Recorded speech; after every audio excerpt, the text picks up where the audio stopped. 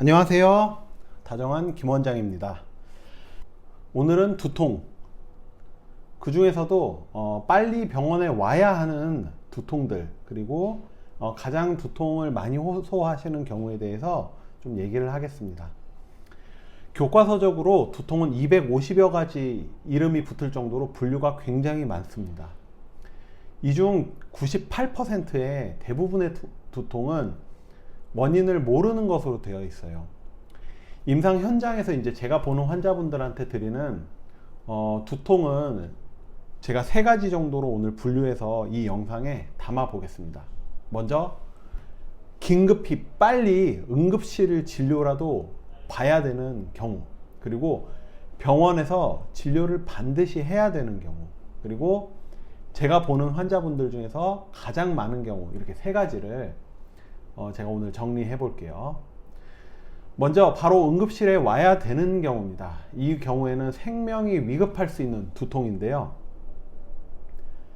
이 두통의 이름은 벼락두통입니다. 벼락두통은 1분 이내에 갑자기 심한 두통이 생기는 경우를 말하는데요. 특히 50세 이상에서 만약에 갑자기 심한 두통이 생긴 경우다 라면은 무조건 바로 응급실로 진료를 보러 오셔야 됩니다.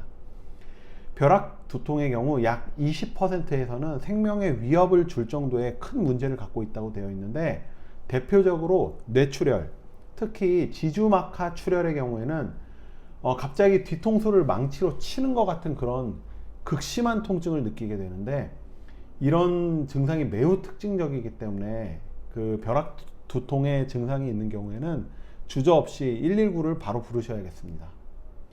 머리를 부딪힌 후에 어지럼증, 그리고 구역 구토감, 그리고 의식이 소실되는, 이렇게 세 가지의 증상을 체크하시고, 만약에 이 세 가지의 증상이 있다면 방금 말씀드린 어떤 뇌출혈의 가능성이 매우 높은 경우이기 때문에 반드시 응급실에서 진료를 보시는 게 좋겠습니다. 그리고 두 번째로 병원에 반드시 와야 되는 두통입니다. 제가 처음에 말씀드린 그 벼락두통에 비해서 응급도는 낮지만 반드시 병원에서 진료를 해야 되는 두통입니다. 두 가지 정도, 기립성 두통과 그리고 운동 유발성 두통을 말씀드리고 싶어요. 앉아 있거나 이제 설 때 좀 두통이 심해지고 누웠을 때는 두통이 좀 덜한 이런 상황이거나, 아니면은 운동을 하면서 힘을 줄 때, 혹은 기침을 하거나 아니면 용변을 보시면서 몸에 힘을 주는 상황에서 이제 두통이 생긴다면 반드시 병원에서 진료를 보셔야 됩니다. 지금 방금 말씀드린 그런 상황들에서는 내부의 압력이 증가하면서 뇌압도 증가시키기 때문에, 그런 뇌의 압력이 증가되는 상황에서 두통이 심해진다면 두통을 유발하는 어떤 머리, 뇌 안쪽에 문제 같은 것들이 있을 가능성이 있어요. 그래서 반드시 병원에 방문해서 진료를 보셔야겠습니다. 세 번째로 제가 가장 많이 보는 두통입니다. 경추성 두통인데요. 아마 이 영상을 보시는 대부분의 두통 환자분들이 해당되는 내용일 겁니다. 이 두통을 가지고 있는 분들은요, 대부분의 경우 일자목, 거북목이면서 목을 앞으로 숙이는 어떤 컴퓨터를 한다든가 아니면 핸드폰을 하는 그런 자세를 많이 취하시는 분들입니다. 이런 분들은 목이 앞으로 구부러지게 되면서 목 아래쪽 레벨에서 디스크가 많이 눌리게 되고, 이 디스크가 눌리면서 뒤로 튀어나와서 목 뒤쪽에 있는 근육들을 긴장시키게 됩니다. 목 뒤쪽에 있는 근육들이 긴장되고 통증이 생기게 되면 머리 뒤쪽으로 지나가는 대소후두신경이라고 하는 말초신경지들을 자극하게 되면서 방금 말씀드린 그런 경추성 두통이 생기게 되는데요.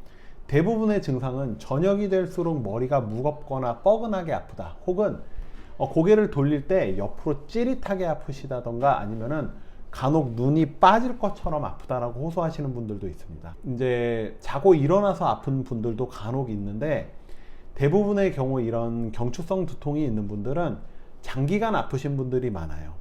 단기적으로 아프신 분들은 이제 목에 잠깐 담이 걸렸다가 두통이 생겼다 이러시는 분들도 간혹 있는데, 결국에는 경추에서 문제가 생겼을 때 이렇게 아픈 분들이 많습니다. 자, 오늘은 제가 두통에 대한 얘기를 좀 전달해 드렸는데 도움이 되셨는지 모르겠습니다. 저의 이 그 영상이 단 한 분의 환자분에게라도 도움이 된다면 참 기쁘겠습니다. 그러면 지금까지 다정한 김원장이었습니다.